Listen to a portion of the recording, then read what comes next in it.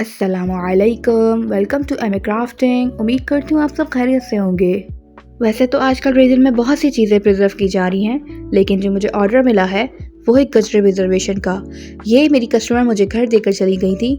आप चाहें तो मेरे घर पर टीसीएस भी करवा सकते हैं, जिसका एड्रेस आपको मेरे दिए गए नंबर पर मिल जाएगा। आप वहाँ पे कांटेक्ट कर सकते हैं। सिंपली गजर प्रिजर्वेशन के लिए हमें चाहिए silicone mat, silicone mould 8 inches का लिया है मैंने, resin hardener 2:1, cups and sticks for mixing, lighter and some gold flakes. Gold flakes आपकी ऊपर डिपेंड करता है, आप ऐड करना चाहो कर लो, नहीं करना चाहो तो आप नहीं भी कर सकते। यहाँ पर मैं अपने गजरों को एडजस्ट कर रही हूँ क्योंकि कस्टमर ने कम रेंज में कहा था, तो मैंने कहा आप 8 इंचेस में बनवा लें, क्योंकि 5 इंचेस में खाली दो मतलब एक मुश्किल होंगे।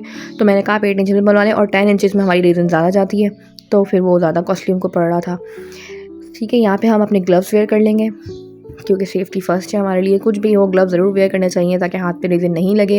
वर्क करते हुए हमें अंदाज़ा नहीं होता, लेकिन बाद में इश्यूज़ होते हैं, स्किन प्रॉब्लम्स होती हैं, डिफरेंट डिजीज़ होती हैं, तो फिर उससे बेहतर है कि हम पहले से ही अपनी सेफ्टी कर लें। यहाँ पे मैंने सिलिकॉन स्प्रे किया है ताकि हमारा मोल्ड ईजीली रिमूव हो जाए, रिलीजिंग के अंदर हमें आसानी हो। फिर यहाँ पे मैंने अपना रेज़न एंड हार्डवेयर को मिक्स किया है अच्छी तरीके से। स्लो मोशन मिक्स करना है आपने आराम आराम से ताकि बबल नहीं बने।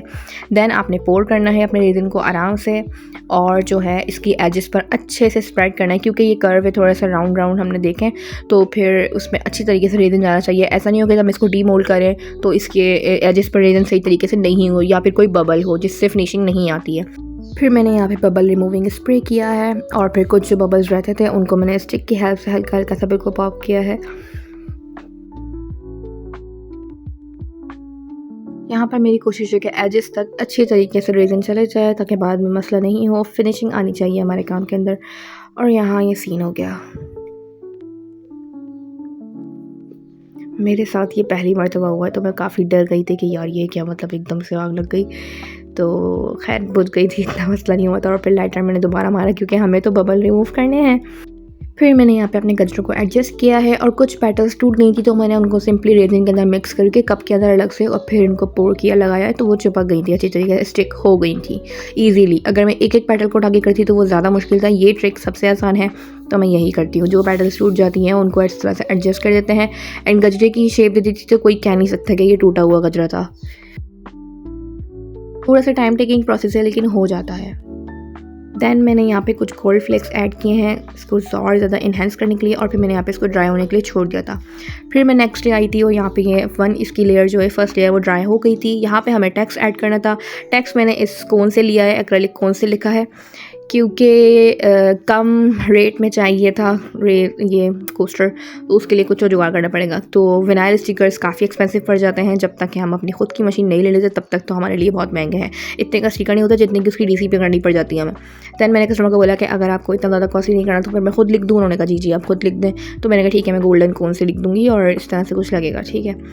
फिर मैंने यहाँ पे अगोन वाओ न्यू वर्ड, अच्छा खैर, मैंने यहाँ पे अगेन जो है रेज़न को मिक्स किया है एंड देन पोर किया है। यहाँ पे इस कोस्टर के अंदर मेरी 3 लेयर्स लगी थी रेज़न की, ठीक है। मुझे कम लग रहा था तो मैंने फिर रेज़न को और पोर किया था कि और ज़्यादा स्मूथनेस आनी चाहिए। और साथ साथ मैंने ये भी किया था कि उस ड्राई जब हो गया था ना, उसके बाद कुछ गजरों की पेटल इस तरह की थी जो उठी थी ना, तो वो शार्प हो रही थी काफ़ी ज़्यादा। तो मैंने उनको अच्छी तरीके से मतलब रब कर लिया था, उससे रेगमाल होता है ना, उससे, सैंड पेपर कहते हैं जिसे। हैंड ड्रिल से भी कर सकते हैं, लेकिन मैंने कहा इतना बड़ा काम नहीं है कि हाँ मैं निकालूँ और करूँ, तो जस्ट सिंपली हल्के हल्के से एडजस्ट है उससे कर लिया था। और फिर मैंने दोबारा से रेज़न की एक लेयर पोर की थी हल्की सी, ताकि और ज़्यादा स्मूथनेस आए। अब ये बिल्कुल स्मूथ हो चुका था एंड ये रेडी था डीमोल्ड के लिए। तो आप इसकी शाइन चेक कर सकते हैं किस तरीके से ये लग रहा है। धूप में तो और ज़्यादा हसीन लग रहा था, और रिंग लाइट की तो बात ही अलग है। अच्छी तरीके से अल्हम्दुलिल्लाह ये हार्ड हो चुका था। अब वक्त था इसको डीमोल्ड करने का। चूँकि मैंने इस पर लाइटर यूज़ किया था तो मुझे बहुत आराम से इसको डीमोल्ड करना था।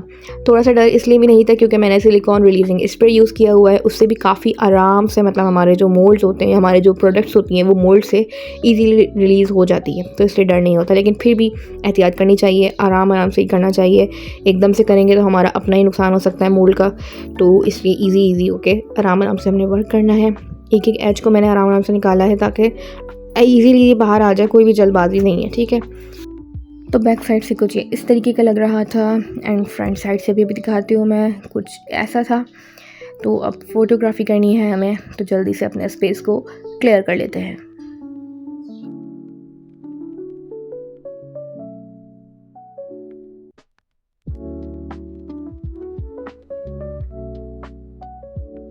शाइन चेक करें आप, माशाल्लाह माशाल्लाह से कितना क्लियर बना है ये, कितना अच्छा लग रहा है। मतलब इतना अफसोस होता है ये काम मुझे शादी के फ़ौरन बाद क्यों नहीं आया, या फिर शादी से पहले से क्यों नहीं आता था, तो मैं अपने शादी के गजरे भी प्रिजर्व कर लेती, मतलब कितना अच्छा होता।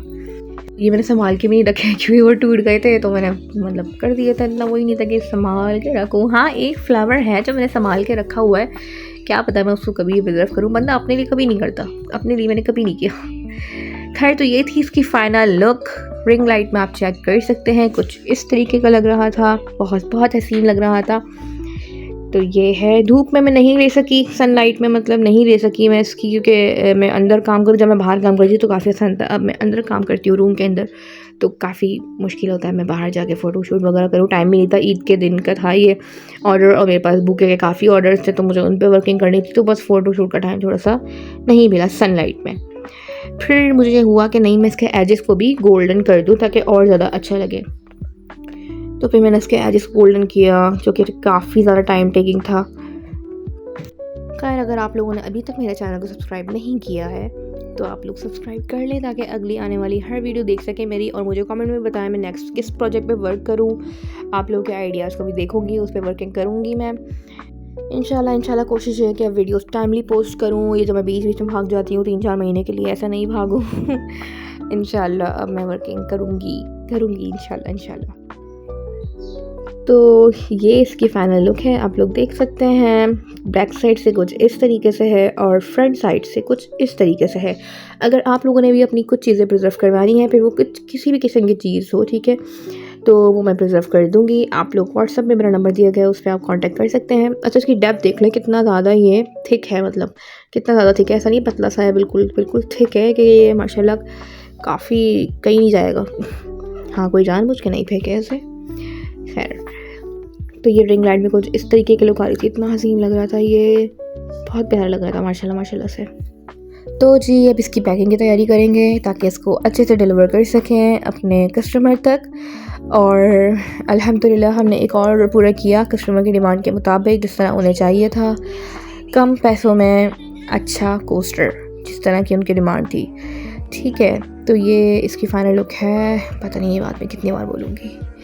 अच्छा जी, तो मिलते हैं एक नई वीडियो में एक नए आइडिया के साथ इंशाअल्लाह। अपनी प्यारे प्यारे दुआओं में मुझे याद रखिएगा और मैं आप सबको याद रखूँगी। अल्लाह हाफ़िज़।